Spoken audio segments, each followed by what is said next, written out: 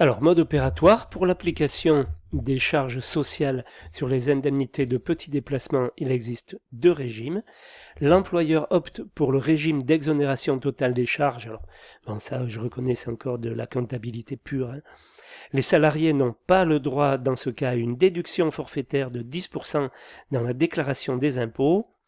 L'employeur opte pour l'application des charges sociales sur les indemnités.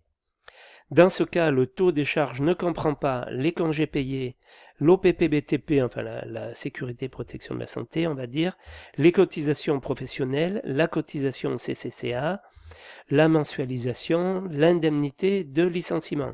Donc ça, vous verrez que le patron, vous serez au courant à chaque fois. En principe, c'est le plus simple qui est choisi par le patron, hein, c'est clair, et c'est pas forcément au désavantage de ses salariés, hein. L'employeur opte pour l'application des charges sociales sur les indemnités. Le coefficient de charge sur l'indemnité est donc inférieur au coefficient de charge sur salaire. Par contre, les salariés ont droit à une déduction supplémentaire forfaitaire de 10% dans leur déclaration d'impôt. Ce régime est le plus courant en entreprise, c'est donc celui que nous adopterons en formation. Voilà.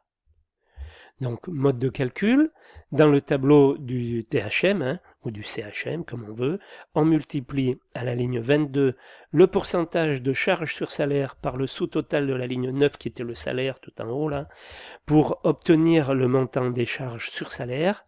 À la ligne 23, le pourcentage de charge sur indemnité par le sous-total de la ligne 20 pour obtenir le montant des charges sur indemnité de petits déplacements, hein, pas le grand déplacement, hein. À la ligne 24, nous ferons la somme des deux charges. Et on a donc un exemple sur le salaire, donc avec l'incidence des heures sup. Là. Je compte 80%, ça me fait 7,50 €.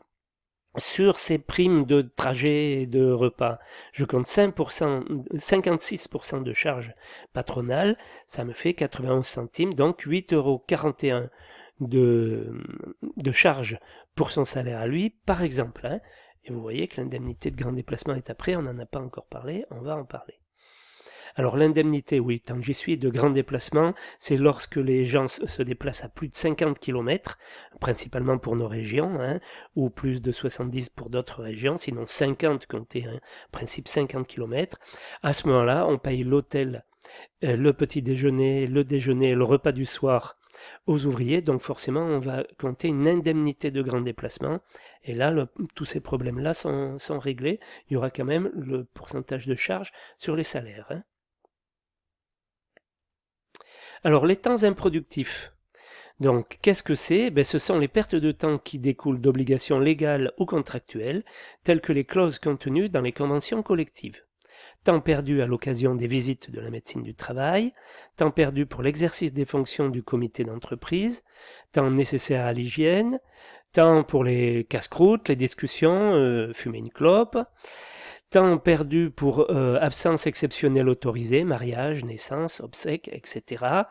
À compter, là, il n'y a pas les congés, hein, parce que les congés sont comptés dans le salaire. Donc, comme les jours de congé sont comptés dans la feuille de salaire du gars, on ne les décompte pas, nous, de notre THM, hein. Vous n'avez pas à vous préoccuper si le chantier va se passer au mois de mai ou au mois de septembre, hein. C'est pour vous, c'est la même chose. Le temps improductif sont évalués en pourcentage. Ce pourcentage vous est communiqué par le service paye. On applique le même pourcentage à toutes les catégories d'ouvriers sur le chantier. Dans le tableau du THM, ce pourcentage sera reporté à la ligne 27 et appliqué dans chacune des colonnes. Voilà, donc on applique en principe 3%. En principe, vous verrez, le patron vous le dira ou le comptable vous le dira. C'est un dialogue, enfin dans les PME, oui, c'est vrai que c'est plus le comptable. Autour de 3%, c'est ce qu'on applique un peu partout en France. Voilà. Je l'ajoute et je trouve donc la suite que je vous explique après. Donc le coût horaire moyen au THM. Donc, lorsque l'entrepreneur étudie un devis, il définit en fonction des travaux et du planning prévisionnel une équipe type composée d'un certain nombre d'ouvriers dans chaque catégorie. Le CHM correspond au coût horaire total de l'équipe divisé par le nombre d'ouvriers composant l'équipe. Donc dans le tableau du THM, à la ligne 26, on fera la somme des salaires plus indemnités, ligne 21 plus ligne 24, plus éventuellement les primes de grand déplacement, à la ligne 25. On multiplie cette somme par le coefficient de temps improductif, les fameux 3%. On calcule ce total à la ligne 28. À la ligne 29, on indique le nombre de personnes par catégorie qui composent l'équipe. Et à la ligne 30, on multiplie dans chaque colonne la ligne 28 par la ligne 29. À la ligne 31, on fera la somme des colonnes de la ligne 30. À la ligne 32, on divise le résultat de la ligne 31 par la somme des colonnes de la ligne 29. Le mieux, c'est de voir sur le tableau, c'est bien plus simple que ça, vous avez compris. Lorsque j'ai tout ajouté en bas, j'arrive à mes pratiquement 20 euros. Il y a un gage multiplié par 1. Quand il y en a deux, 22 multiplié par 2, ça me fait 44. J'ajoute toutes ces sommes-là ici. Je divise par le nombre de gars que j'ai ici et ça me donne le taux horaire ou coût horaire moyen. Ici, il est de 22,38 €. Aujourd'hui, on navigue plutôt autour de 26, 28, 30 €, suivant les métiers et suivant la qualification des gars de l'équipe. Voilà. En entreprise, à l'élaboration de l'étude de prix, bien souvent, on ne prend pas le temps de définir la composition de l'équipe.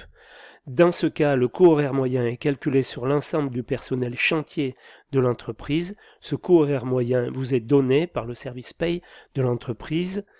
Pour la suite de la formation, le coût horaire moyen vous sera toujours donné, c'est-à-dire quand vous ferez par exemple le chiffrage de votre projet, on se mettra d'accord sur un THM pour qu'il n'y ait pas de soucis particuliers. Voilà.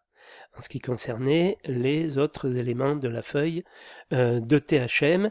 Voilà ce que j'avais à vous indiquer, et là vous êtes capable de remplir la feuille maintenant avec toutes ces infos, et puis vous allez pratiquer avec les exercices.